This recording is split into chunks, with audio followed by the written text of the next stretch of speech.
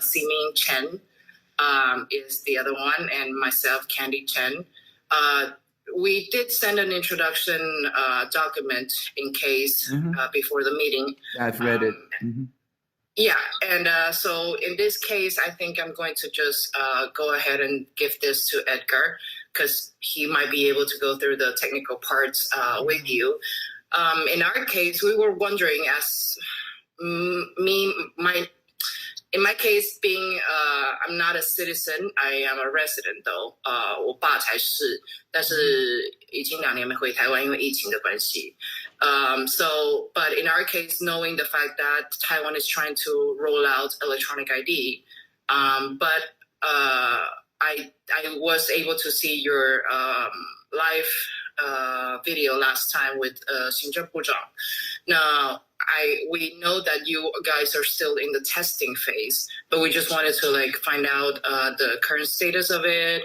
What are the let's just say that what is the progress, and how do you guys look into the electronic ID? Because as I saw, your electronic ID is just the electronic ID. There's no interoperable ID that is going to be able to work on it.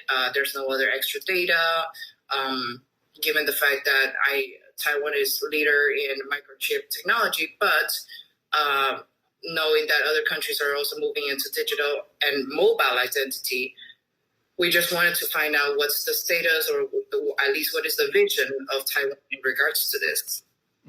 Okay, the meeting with me is going to be published online as either a video in Creative Commons attribution or as a co-editable transcript, and we can decide that at the end of this meeting. And perfect. Sure. And just today, actually, in the cabinet meeting, we have decided that although the technological testing part, as you put it, has successfully concluded last year, around end of last year, now for the regulatory part, we will wait for the parliament to pass a specific act for digital identity before we roll out the EID. And so we're in indefinite pause now, awaiting the parliamentary action to read through the Digital Identity Act. And so whichever interoperability requirements and so on, that will have to happen at the parliament as a kind of requirement in the act. If and only if there is such a requirement, we will go back and implement it as a technical specification. Okay. Excellent. Edgar, go ahead. Yeah, I think we went over a little bit of the background. So we actually represent an organization called Digital Innovation Alliance, which has its roots from the Smart Card Alliance, which was the industry body that actually helped develop many of the industry best practices and actually used to get both the chip manufacturers, card suppliers, integrators, end users, even government agencies to basically work together to develop white papers and best practice documents, conferences, studies, position papers, etc. Obviously, the industry has been evolving over the years, and I used to handle what was called Latin America and the Caribbean, including the biggest smart card market, which was Brazil. And one of the greatest challenges that we had was that when there was a deployment of chip cards, particularly in identity, was that they were all based on proprietary systems by each of the card vendors. And that would actually limit the ability to expand the system and also be able to integrate not only government agencies, but also integrate different other industry aspects of it. So what we decided as an organization was basically how do we generate a framework for interoperability? And the way we came up with it is how do you generate a common applet so that independent of chip manufacturer or card supplier, you would be able to integrate seamlessly with any different factor. We also came with the concept for repository.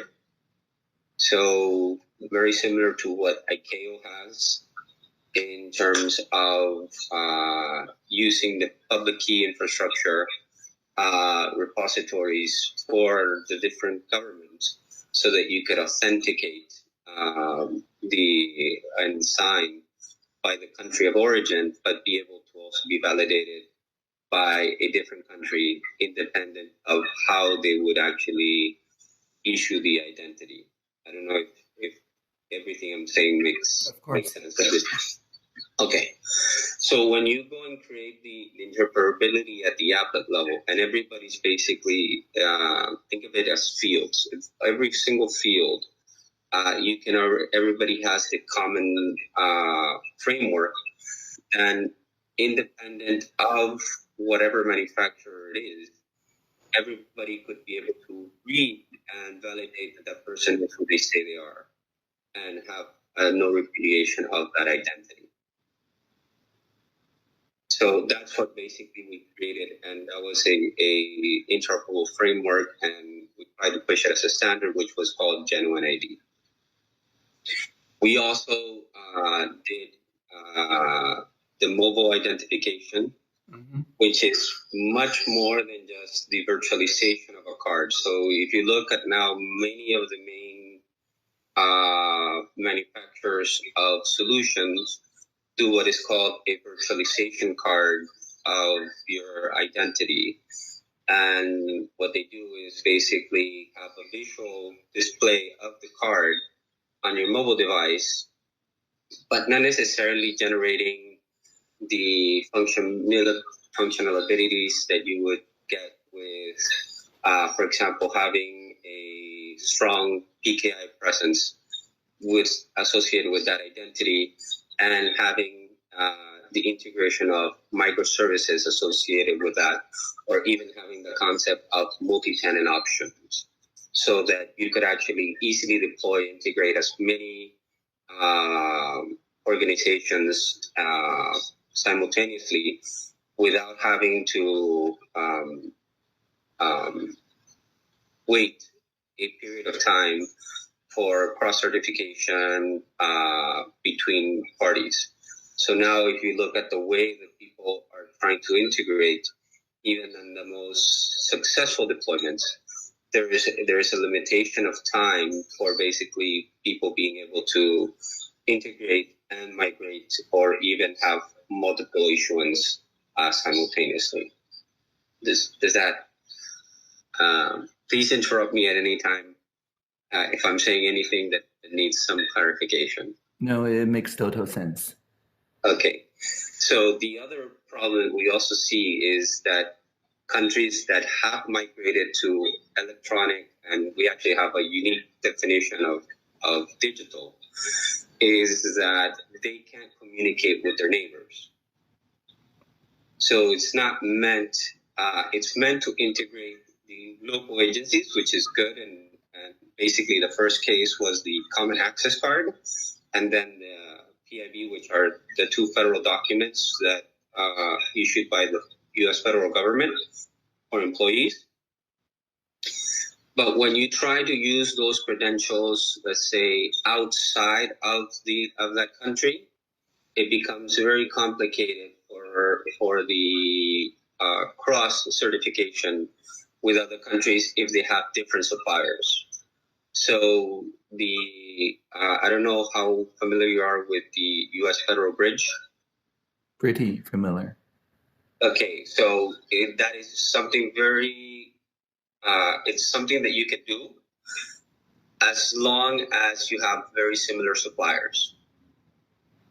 When you have different suppliers with different technologies, different root PKIs, it becomes very difficult to do cross-certification.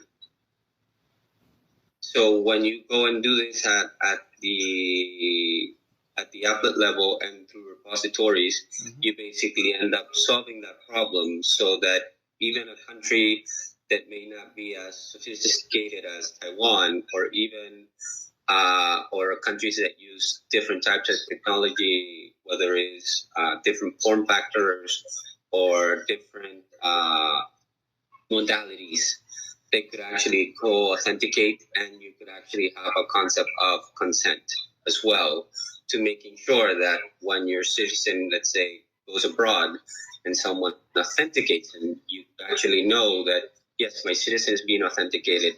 This is the authority that's been authenticating him, and this is why he was being authenticated. And if something happens to him, I know who was not the custodian, but the person that was basically checking him, so that I would actually guarantee the safety and security of my citizens, but also allow him to be part of the decision-making process, so that the ID becomes an empowering tool for the citizen.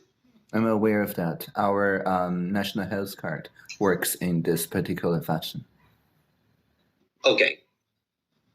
And are you guys doing this also on the mobile device as well? Yes, there's the National Health Insurance app, and it has, of course, its own authentication mode. It's not quite FIDO compliant. We have another app, the Citizen Digital Certificate TW FIDO app for that. But through FIDO, of course, cross authentication becomes possible. Now, I wonder, because you talk about two very different things, right? One is the applet level technology, and one is the microservice level and cross-checking level, cross-signing level technology. So are there like pairs of jurisdictions that have already deployed either of those technologies you just mentioned?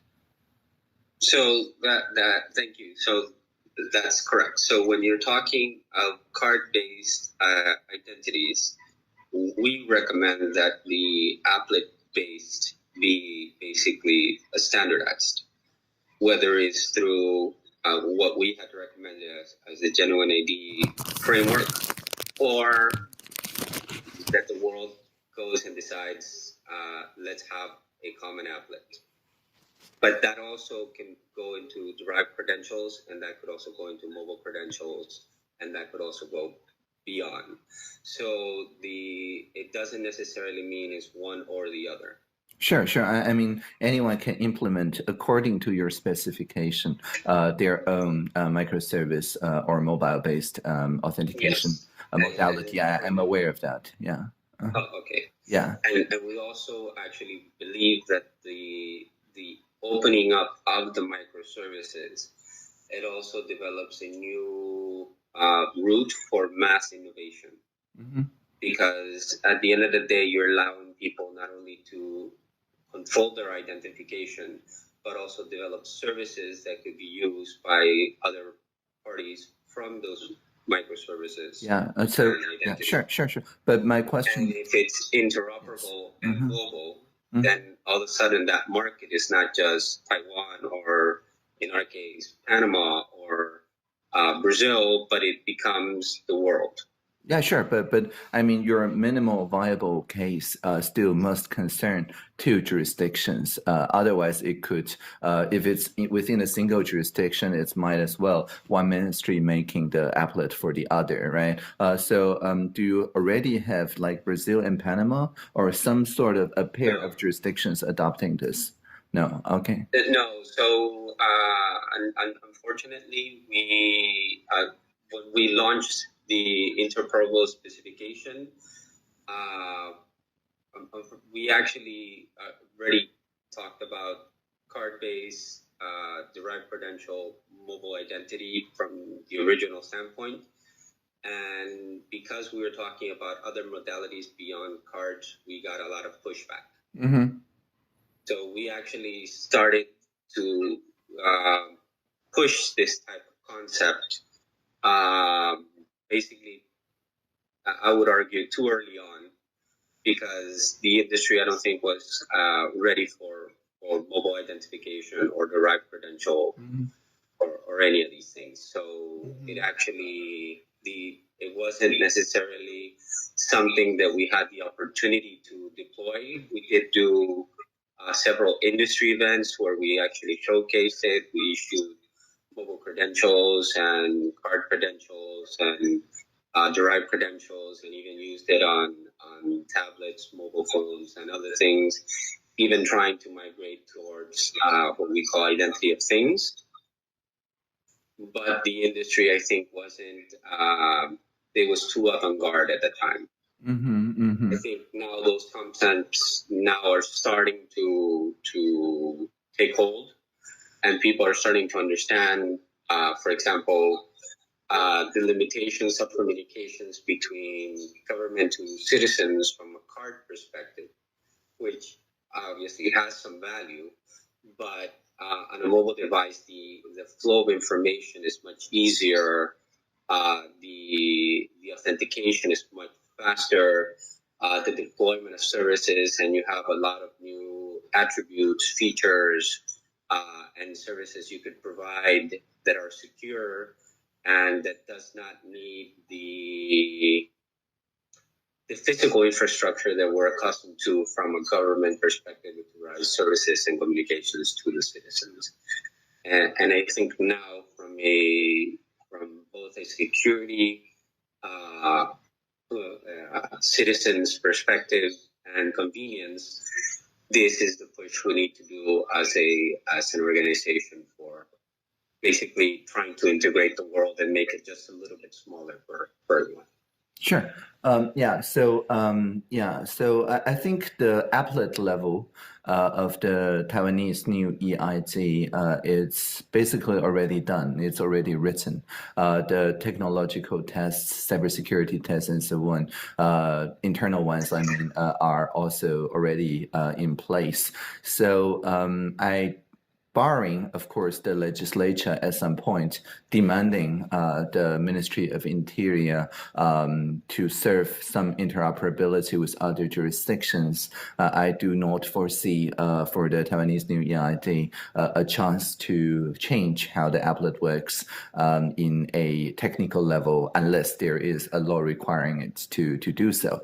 Now, on the mobile app level, of course, it's much easier to change because one can deploy essential characteristics, as you mentioned. It could be on different levels of authorizations and so on, as simple as pushing a update to the phones, right? So I would encourage you to try out TW FIDO, which is the mobile like secure element hardened version of the Citizens Digital Certificate, which is currently used in many services, including tax filing and the MyData portal that allows people to download the government's storage of their personal data and things like that. So there may be cases where through the FIDO protocol that one can implement new services bridging to the TW FIDO, or if you have specific suggestions to extend the application in some way, then of course that could also be considered much more easily than the EID card proper. Yeah, I agree. We actually are supporting that as well.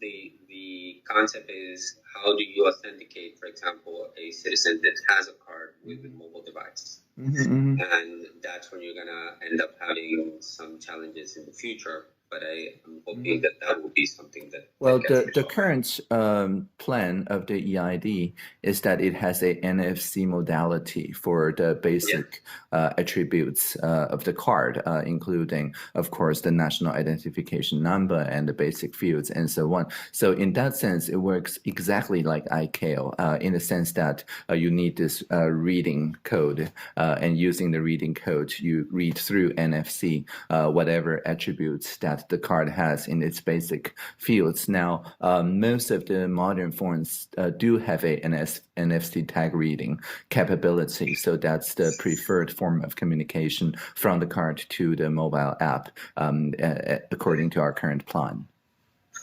Okay, so would you be able to read other national identities? So, of course, if the card reader app on the phone is equipped to speak the APDU commands through NFC to other cards, I mean, this is entirely a software thing. In our case, our on-device code, it could be, actually, I think the desktop version is written in a Docker container. So it's also a microservice in its own. And it also means that the person running the card reader on, for example, a personal computer do have visibility to the code that actually interfaces with the card itself. And therefore, of course, theoretically, you can add new microservices on the same Docker container level. Now, I don't think there's a specific jurisdiction that we are looking to implement some kind of cross authentication at the moment. I'm just saying that technologically, it doesn't quite require the applet level change to the card, but rather to the app on the phone as well as the microservice on the desktops. Very interesting. Very, very interesting. I'm actually very, very happy to hear that. Very happy to hear that. So does that help in order for us, Edgar, to like be able to move forward with probably having Taiwan create a chapter as well, and then dialogue in regards to interoperable and also reciprocal recognition? I think it will have to take place through a specific parliamentary action. That is to say, all the specific features of the national new EID will need parliamentary approval in the new act. And so any such chapters would probably have to work through the parliamentary system and specifically add the kind of interoperability requirements that you advocate for in that specific act. But at the moment, I think we don't have a draft in the parliament yet. So maybe it would be more prudent to wait until such a draft is made available to the parliament. Okay. But from my perspective, I think that the more that we could actually exchange information, the experience of Taiwan, what have been the challenges, the pressure points, or the pain points. It would also help us as well, so we know as an organization that's trying to help lead part of the migration to digital identity and reciprocal recognition among countries on digital identity, how we could actually also help maybe create resources that would be beneficial both for Taiwan and both for other countries that would basically learn from the Taiwanese experience as well. Sure, definitely. Definitely. In Taiwan, there's many organizations that care about the new EID, specifically the Open Culture Foundation for the more like the sort of open source and interoperability requirements you just mentioned. There's the Taiwan Association of Human Rights, which focus on the regulatory oversight and human right protection, which speaks to your idea about the kind of empowering tool that card has the potential to be, and so on. So I would suggest that you get into direct contact with the OCF and the TAHR, and both of them are signatories to the YID petition of the, I think, Access Now, which is the Human Rights Foundation. And I'm also personally a signatory to YID. So YID is, WHYID is also a community. If you join the mailing list, I'm sure that you can have access to the groups that I just mentioned. Awesome, perfect. That would be great in order for us to also have a community in Taiwan that will be willing to exchange information with us. The idea for us is also to create these international communities and learn from each other in regards to how to change it. Obviously, our challenges in Panama and Latin America in general are very much different than of Taiwan's. Our challenges are mostly based on corruption or lateness in regards to adaptation of technology and education in regards to technology and digitization as well. So for us, in order to have also this international community that we can leverage on the references and knowledge would be of huge help for us. Sure. Yeah. Yeah. Anything else I can be of help with? Edgar? No, I think the exchange of information and actually the value of your time and knowledge, I think is great. I think if we could have maybe I don't know a conference that you could be a speaker on would also benefit greatly on you sharing your experience on this and your technical knowledge, so that we can maybe invite other technical industry personnel to actually see, because normally when you have people who talk that are representing, let's say, the government's implementation, maybe they don't understand as deeply the intrinsic necessities for the levels of integration, and understanding that Latin America, which has basically just Brazil is basically the size of Western Europe, and you have, over 20 countries, and if you count the Caribbean, we can go over 40 countries that speak the same language, have the same history, exchange. Most of their exchanges are actually done within the frontiers, not within planes or travel. A genuine ID that basically is interoperable, basically emphasizes the great potential of what this could be from a global perspective. And I think Taiwan actually would be a wonderful place to go see and experience how that's being done there, and basically integrate it with what we're doing over here. Understood. Okay, maybe we can follow up through email. And this particular conversation, would you prefer if I just publish the video, or would you prefer a transcript being made? I mean, I'm okay on both fronts. I'm okay, Edgar. Whichever. Mm-hmm. Okay, I'm okay with it. Okay. So I'll just go and publish it. Yeah, I think so. Yeah, I think we all look pretty good. Okay. Well, Yeah. That's it for now then, and we'll follow up through email. Okay. Perfect. Thank you very so much. Audrey. Thank you. It was a pleasure. Bye. Bye. Bye-bye.